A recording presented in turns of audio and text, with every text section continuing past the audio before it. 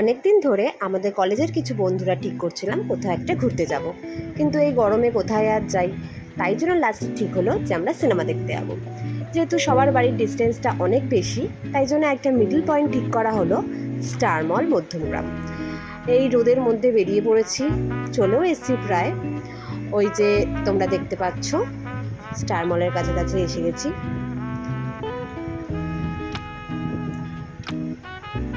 এখনও কেউ সেরকম আসেনি, তাই জন্য আমি একাই এসেছি, আগে পৌঁছে গেছি। আর তাই আমিও একা কিছু ছবি টবি তুলে নিচ্ছিলাম, একটু কেক মারছিলাম।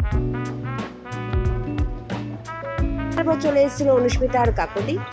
এবার তনুশ্রীর জন্য ওয়েট করছিলাম, করতে করতে সিনেমার টিকিটটাও কেটে ফেলেছি।